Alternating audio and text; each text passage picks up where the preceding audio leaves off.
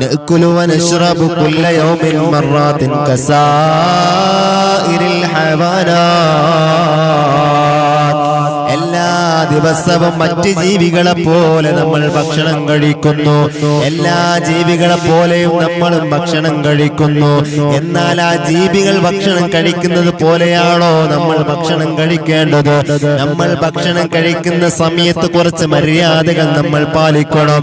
ഹബീബായ മുഹമ്മദുർ റസൂലുള്ളാഹ് സല്ലല്ലാഹു അലൈഹി വസല്ലമ തങ്ങള് ഒരുപാട് അദബുകൾ നമുക്ക് പഠിപ്പിച്ചു തന്നു. ഒരുപാട് മര്യാദകൾ നമുക്ക് പഠിപ്പിച്ചു തന്നു. ആ മര്യാദകളൊക്കെ പാലിച്ചുകൊണ്ടായിരിക്കണം നമ്മൾ ഭക്ഷണം കഴിക്കേണ്ടത്. വഹദഫുനാ ബിഹിമത്തഖവി അലാ തആതി വയംബഗി അൻ യകൂന അത്അമതുനാ വഅശ്റബതുനാ മിൻ ഹലാൽ. നമ്മൾ ഭക്ഷണം കഴിക്കുന്നതിന്റെ ലക്ഷ്യം ആരാധനക്കുള്ള ശക്തിയാണ്. അള്ളാഹുവിനെ ഇബാദത്ത് ചെയ്യാൻ, അള്ളാഹുവിനെ വഴിപ്പെട്ട് ജീവിക്കാൻ വേണ്ടിയിട്ടാണ് നമ്മൾ ഭക്ഷണം കഴിക്കുന്നത്. അങ്ങനെ നമ്മൾ ഭക്ഷണം കഴിക്കുമ്പോൾ ആ ഭക്ഷണം നല്ല ഹലാലായ ഭക്ഷണമായിരിക്കണം. പാനീയമാണെങ്കിലും ഭക്ഷണമാണെങ്കിലോ നമ്മൾ കഴിക്കുന്നതായ ഭക്ഷണമുണ്ടല്ലോ, ആ ഭക്ഷണം ഹലാലായിരിക്കണം. എന്തിനാണ് ഹലാലായിരിക്കണം എന്ന് പറയുന്നത്? നമ്മുടെ പ്രാർത്ഥനയ്ക്ക് ഇജാബത്ത് കിട്ടണമെങ്കിൽ, നമ്മൾ എന്ത് വിഷയങ്ങളും അള്ളാഹുവിനോട് ചോദിക്കുന്ന സമയത്ത് അതിന്റെ ഉത്തരം നമുക്ക് കിട്ടണമെങ്കിൽ നമ്മുടെ ഭക്ഷണ പാനീയമുണ്ടല്ലോ അത് ഹലാലായിരിക്കണോ? പരിശുദ്ധമായ ഖുർആനിൽ അല്ലാഹു സുബ്ഹാനഹു വ തആല നമ്മോട് ഓർമ്മപ്പെടുത്തുകയാണ്, ഖുലൂ മിൻ ത്വയ്യിബാതി മാ റസഖനാകും. അല്ലാഹു സുബ്ഹാനഹു വ തആല അത് അവന്റെ പരിശുദ്ധമായ ഖുർആനിൽ നമ്മോട് ഓർമ്മപ്പെടുത്തുകയാണ്, നാം നിങ്ങൾക്ക് നൽകിയതിൽ നിന്ന് വല്ലതിനെ നല്ലതിനെ നിങ്ങൾ ഭക്ഷിക്കുക. അള്ളാഹുവാണ് പറയുന്നത്, നിങ്ങൾക്ക് നാം തന്നതിൽ നിന്ന് നല്ലതിനെ മാത്രം ഭക്ഷിക്കുക. ആരാന്റെ മുതല നമ്മൾ ഒരിക്കലും മോഷ്ടിക്കാൻ പാടില്ല. ആരാന്റെ തോട്ടത്തിലുള്ളതായി ഒന്നും നാം എടുക്കാൻ പാടില്ല. അതൊന്നും നമുക്ക് അനുവദനീയമല്ല. അതെല്ലാം ഹറാമ് തന്നെ.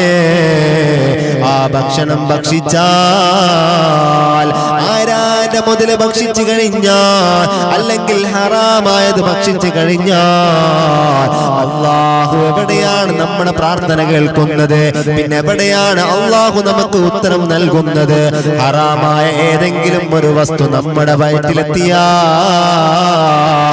പിന്നെ എവിടെയാണ് അള്ളാഹുവിനോട് ചോദിച്ചു കഴിഞ്ഞാൽ അള്ളാഹു നമുക്ക് ഇജാബത്ത് നൽകുന്നത്? വലില്ലകലി വശുർബി ആദം മിൻഹാ വസ്ലുൽ കഫൈനി വൽ ഫമി വതസ്മിയതി. അതേപോലെ തന്നെ ഭക്ഷണം കഴിക്കുന്ന സമയത്ത്, അല്ലെങ്കിൽ അന്നപാനീയം കഴിക്കുന്ന സമയത്ത്, പാനീയം കുടിക്കുന്ന സമയത്താണെങ്കിലോ നമ്മൾ കുറച്ച് മര്യാദകൾ നമ്മുടെ ജീവിതത്തിൽ കൊണ്ടുവരണം. മിൻഹാ അതിൽപ്പെട്ടതാണ് ഗസ്ലുൽ കഫൈനി വൽ ഫമി വതസ്മിയതുഹു. തിന്നുന്നതും കുടിക്കുന്നതിനും ചില മര്യാദകളുണ്ട്. ഒന്നാമതായിട്ട് വിഷയം ചിന്തിക്കേണ്ട വിഷയം എന്താണ്? രണ്ട് മുൻകഴികളും അവൻ കഴുകണം, അവന്റെ വാഴയും അവൻ കഴുകണം. എന്നിട്ട് ഭക്ഷണം കഴിക്കാൻ തുടങ്ങുന്ന സമയത്ത് വതസ്മിയതുഹു അവൻ ബിസ്മി ചെല്ലുകയും വേണം.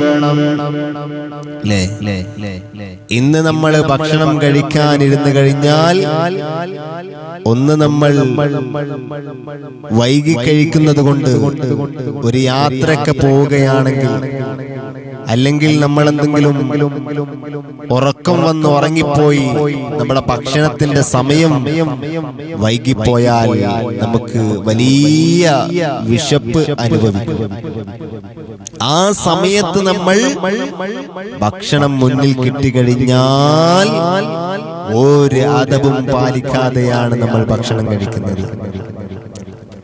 കൈ ചിലപ്പോ ഒരു പക്ഷെ കൈ കഴുകിയിട്ടുണ്ടാവില്ല, അല്ലെങ്കിൽ തിന്നാൻ ആർത്തിയോടുകൂടെ തിന്നുമ്പോ ബിസ്മി ചെല്ലാൻ മറന്നു പോയിട്ടുണ്ടാകും.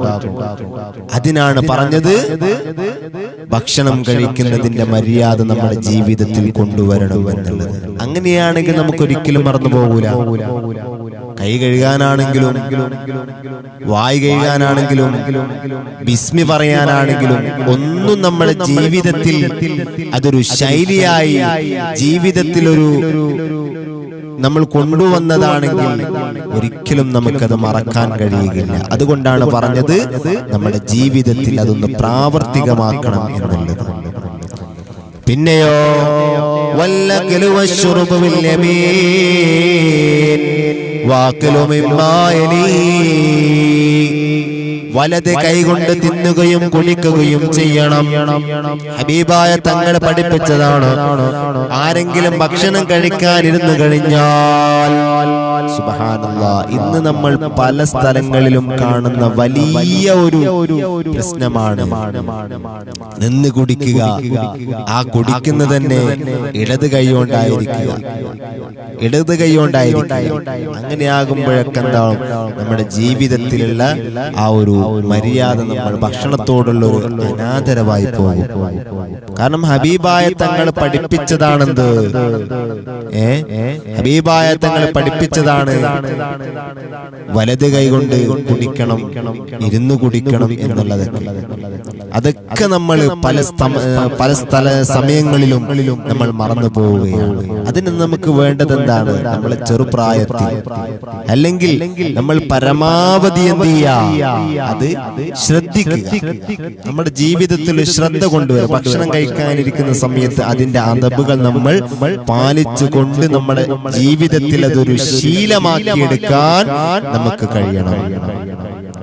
ഹബീബായ മുഹമ്മദുർ റസൂലുള്ളാഹ് സ്വല്ലല്ലാഹു അലൈഹി വസല്ലമ തങ്ങൾ പറയുകയാണ്, ഇദാ അകല അഹദകും ഫല്യദ്കുർ ഇസ്മല്ലാഹി തആല.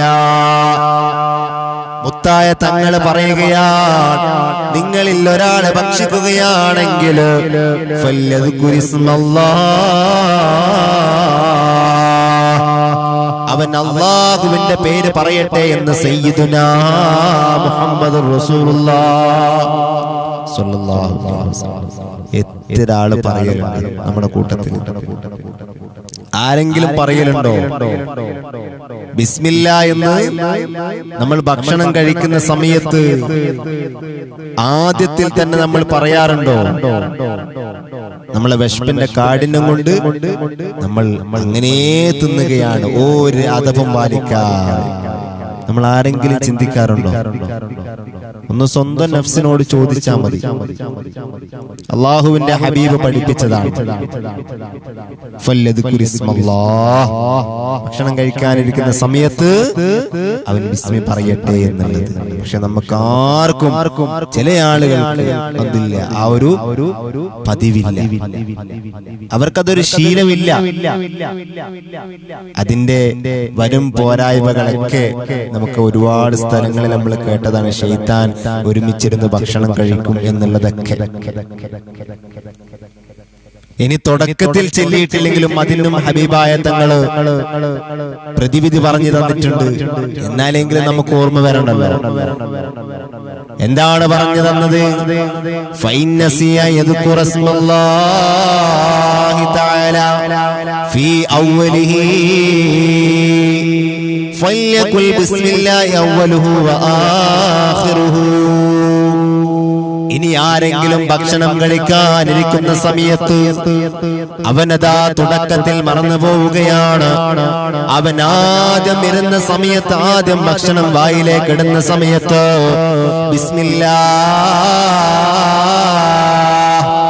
എന്ന് പറയാൻ അവൻ മറന്നു പോയാൽ, അവൻ ഇടക്ക് ഓർമ്മ വരുന്ന സമയത്ത് ബിസ്മില്ലാഹി അവ്വലുഹു വആഖിറുഹു എന്ന് പറയട്ടെ എന്ന് സയ്യിദുനാ മുഹമ്മദുർ റസൂലുള്ളാഹ് സ്വല്ലല്ലാഹു അലൈഹി വസല്ലമ തങ്ങൾ അവിടുന്ന് പഠിപ്പിച്ചു തരികയാണ്. ആരെങ്കിലും തുടക്കത്തിൽ മറന്നുപോയാൽ